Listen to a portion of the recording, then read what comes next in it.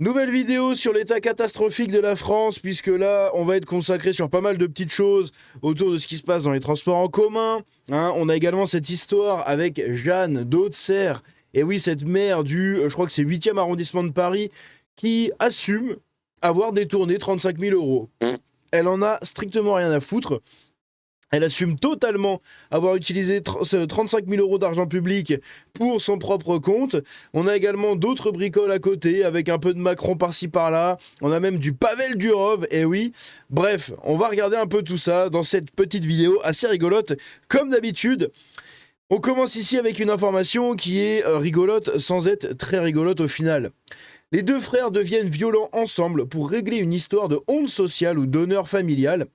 Ali et Abdelkarim Adba Benadba, condamnés pour une tentative de meurtre dans le tramway à Saint-Étienne. Que s'est-il passé ?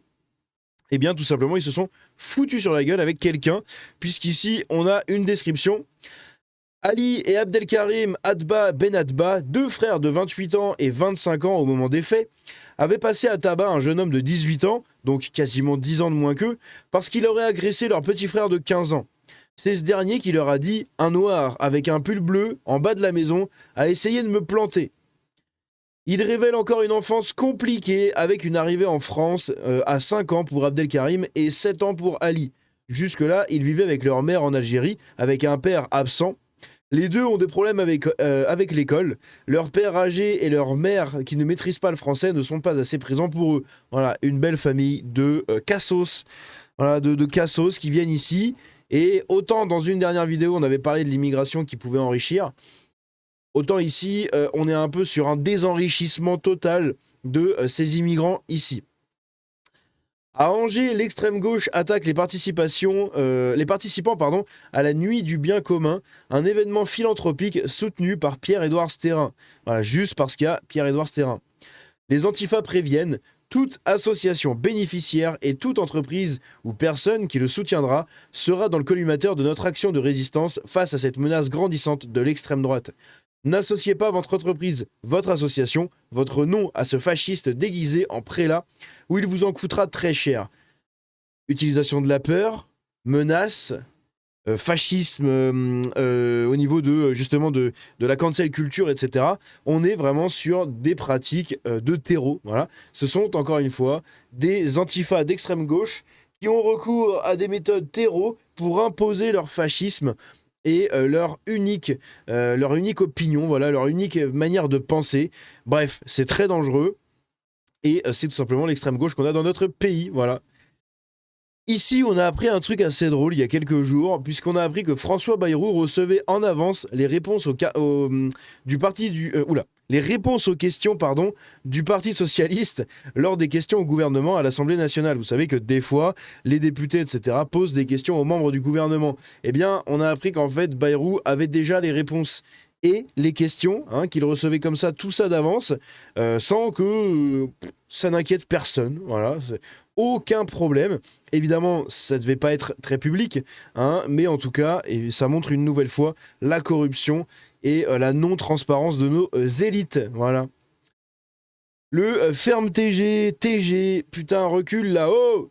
Regardez ça, on va écouter, c'est assez rigolo. C'est des paparazzis qui s'engueulent pour prendre Paris Hilton en photo. Ferme ta gueule. Ok, on fait un couloir s'il vous plaît. Ok, on fait marche arrière là. Faites un couloir pour que ça passe. Allez, tu devras maman. Arrête de bouger. Pawis, look me. Putain, recule là. Oh. Foutez la zizanie. Allez, go, marche arrière. C'est vraiment des cassos, les paparazzis, je suis désolé. Vous êtes vraiment des bouffons, c'est un truc de ouf. Vous êtes vraiment des gens, mais c'est très ridicule. C'est vraiment très ridicule quand on voit comment vous vous comportez, etc. Et puis elle, là, qui est là, et pendant 10 minutes, elle tourne en rond, elle prend des pauses, des machins. C'est vraiment un autre monde, c'est un monde qui, moi, ne m'attire pas du tout, mais alors pas du tout. Vraiment, je le laisse aux gens à qui ça peut plaire. Mais ça me fait assez rire de voir ça de l'extérieur en général. Bref. Un élève de CE2, beaucoup moins drôle ici, âgé de 8 ans, a sorti un couteau dans la cour de récréation, cette histoire-là vous en avez tous entendu parler, de l'école de Goscinny, située dans le quartier de la Boca à Cannes, et a déclaré vouloir tuer tout le monde. Une mère d'élève témoigne, il a déjà essayé de mettre le feu à un briquet dans les toilettes, avec un briquet dans les toilettes, il frappe les autres. Elle ajoute que les enfants sont terrorisés. Les parents d'élèves annoncent une manifestation ce jeudi matin à 8h devant l'école, donc la manifestation est déjà passée, mais voilà, je voulais donner un peu mon avis là-dessus, ici justement, par rapport à l'état du gamin. Comment ça se fait qu'un gosse déjà qui essaye de foutre le feu dans les toilettes, qui tabasse les autres et tout, et qui terrorise ses camarades, comment ça se fait qu'un gosse comme ça n'est pas exclu? Encore une fois, ce gosse doit être dégagé de cet établissement. Ici pareil, encore une fois la honte de la France. Honte absolue à Nantes, un local de rétention administrative a été installé devant le monument aux morts, rendant hommage aux policiers tombés en service. Ce local, implanté dans la cour d'honneur de l'hôtel de police de Nantes, masque la plaque listant le nom des agents disparus ainsi que le mât du drapeau français. On voit ici donc le bâtiment juste là. Alors je sais pas pourquoi ma caméra déconne, mais c'est pas grave. On a ici le bâtiment qui cache en fait tout simplement le monument aux morts qui est là, puisqu'en fait c'est une plaque commémorative que vous voyez ici, avec le nom des flics qui sont morts en service, etc. Enfin en service. Ils sont pas morts en service, mais c'est des gens qui sont morts du coup pendant la Seconde Guerre mondiale et morts pour la France. Voilà, je cherchais l'expression. Ils sont morts pour la France. Et donc vous avez un vieux bâtiment dégueulasse qui a été construit dessus et il y a le mât derrière du drapeau et tout. Enfin, c'est vraiment ridicule. Cela provoque l'indignation des policiers de Nantais. Voilà. Il est inadmissible et inacceptable d'avoir positionné le LRA sur la place d'armes de l'hôtel de police, déplore Bruno Gallet, secrétaire général du syndicat Alliance Police Nationale. Un local de rétention administrative est une structure destinée à retenir temporairement des personnes en situation irrégulière dans l'attente de leur transfert vers un centre de rétention administrative, donc un CRA. Plusieurs demandes ont été formulées afin qu'ils soient déplacés, mais elles n'ont toujours pas abouti. Voilà, ça ne pose de problème à personne en fait. Ils en ont strictement rien à foutre. Vous rajoutez ça au fait qu'il y a des maires qui ont mis le drapeau palestinien à la place du drapeau du coup des monuments aux morts. C'est un truc que je trouve ultra scandaleux. Et on a Macron, toujours dans cette même culture de la honte. Macron qui donne la main comme un gosse, toujours aux autres présidents et chefs d'État du monde. C'est honteux. Regardez ça, c'est honteux. On dirait vraiment un enfant. Une fillette comme c'est marqué là. C'est vraiment une gamine. Genre, il donne sa main tout le temps. Non mais... tu peux avoir une main derrière le dos, sur l'épaule, en mode le bro, tu vois, d'accord, je veux bien. Mais là, putain, c'est honteux. Sans déconner, c'est vraiment honteux. C'est une honte, quoi. C'est... Oh là là là là, j'ai honte d'être français quand je vois à quel point l'image de la France est dégradée par ce mec à chaque fois.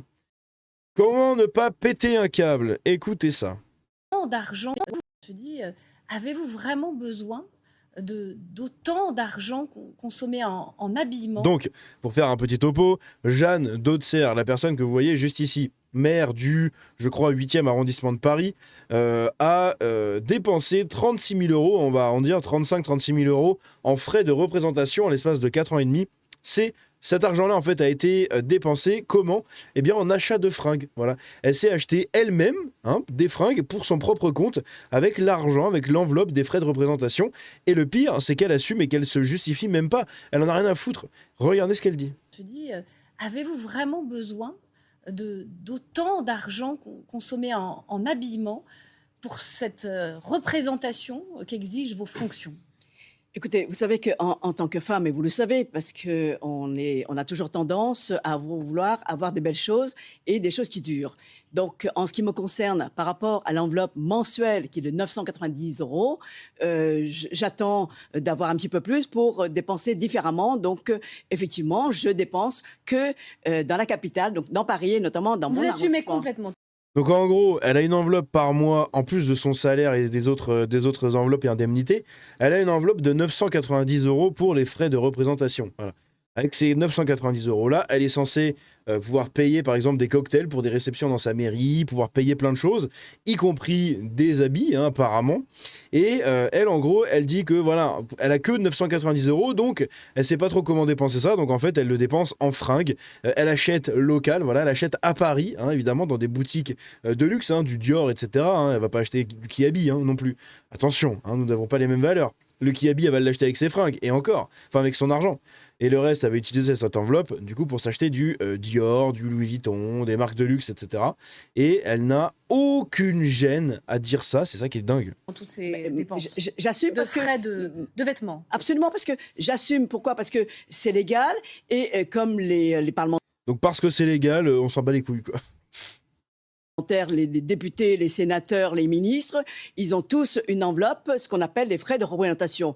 Maintenant, vu la conjoncture actuelle avec les problèmes, et je comprends que nos concitoyens et concitoyennes ne Je dis, Donc on va écouter encore d'autres justifications d'elle, parce qu'ici ça a été coupé, mais ce qui est assez impressionnant, c'est qu'en fait, elle en a rien à foutre et qu'elle assume totalement en mode, bah oui, bah j'utilise ça pour acheter des fringues. Voilà, je veux être bien sapé, hein. Vous verrez, c'est ce qu'elle va dire juste après. Et moi, c'est un truc que je trouve encore une fois scandaleux, hein. Le gaspillage d'argent, c'est assez impressionnant.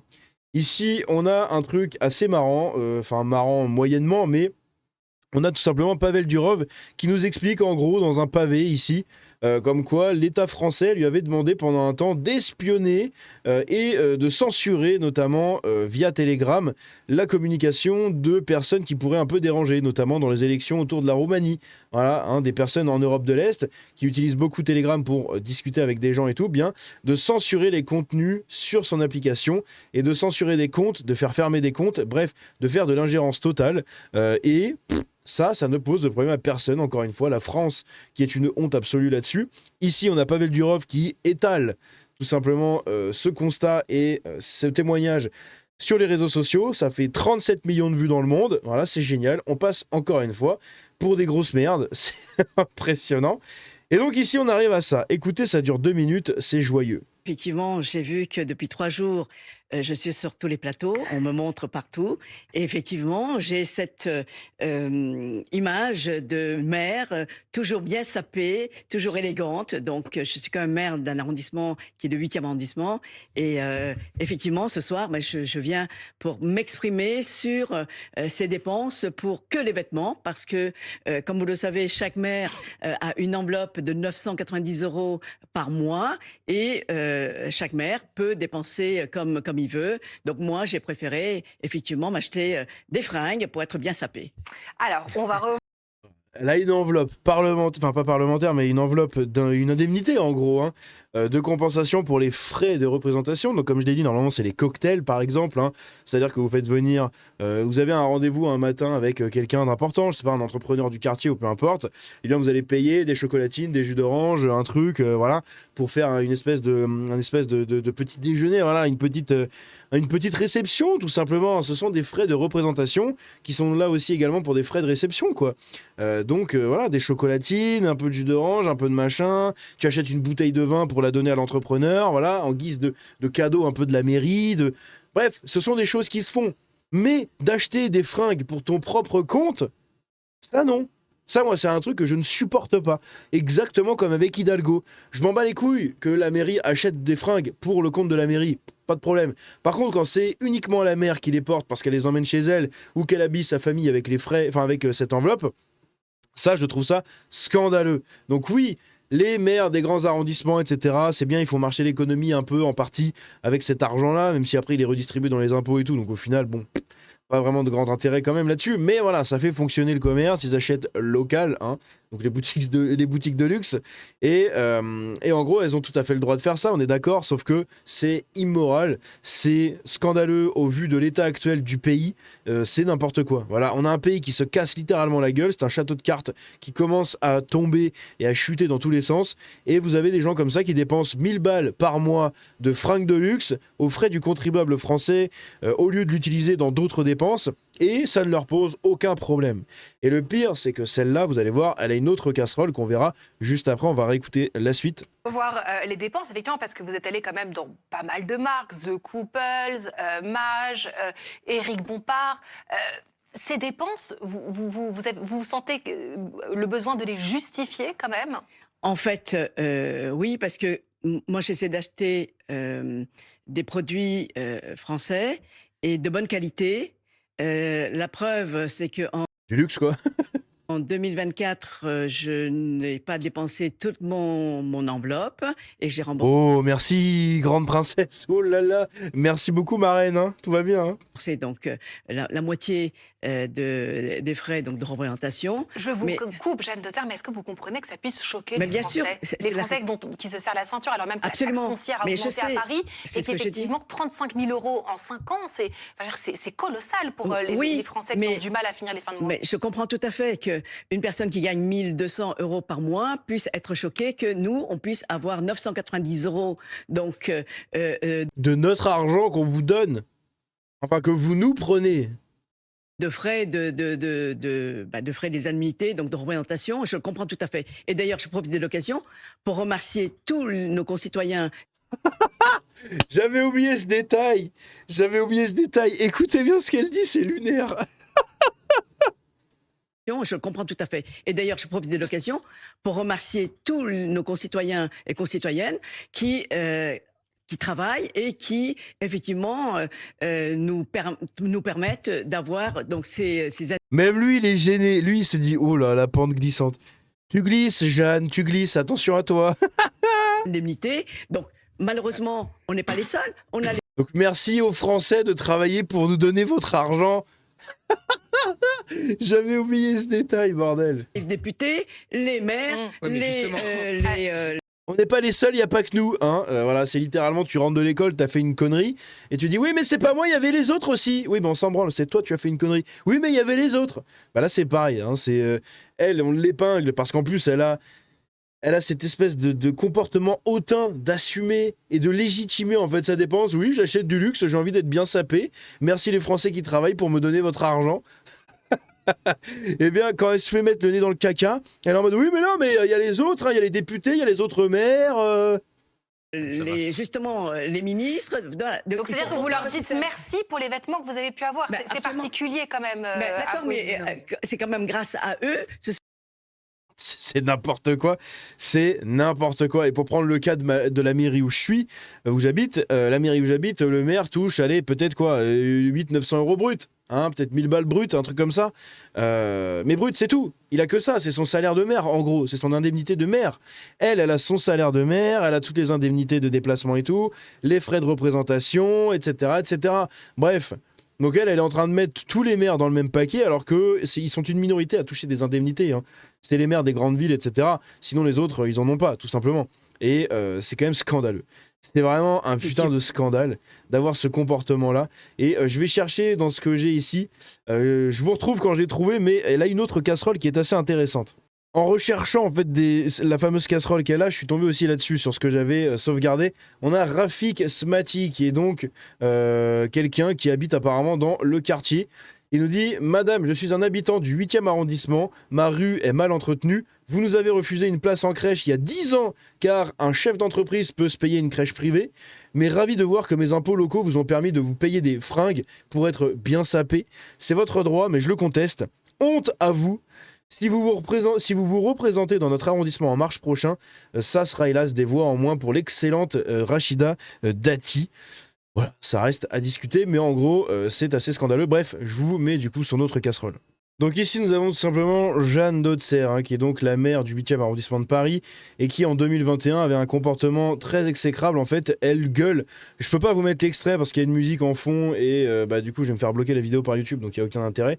Mais en gros, ce qu'il faut retenir, c'est que dedans, donc ça, ce sont des extraits des conseils municipaux, en gros, qui datent de 2021, pendant le Rhume 19. Et en gros, elle a un comportement qui est vraiment... elle gueule sur les gens, elle leur parle mal, elle est ultra autoritaire, bref, elle a un comportement dégueulasse. Et ça va très bien, en fait, avec tout simplement ce comportement qu'elle a en assumant totalement de dépenser cet argent de manière immorale, selon moi. En tout cas, pas de la bonne façon. Hein. Bref, c'est assez dégueulasse. Et ce comportement qu'elle a ici dans ce truc-là, eh bien, illustre en fait la personne qui se cache derrière ce nom de Jeanne Deuter. Bref, vous avez toutes les informations, vous en faites ce que vous voulez. Elle a détourné 35 000 € et elle assume. C'est un truc de ouf. Bref.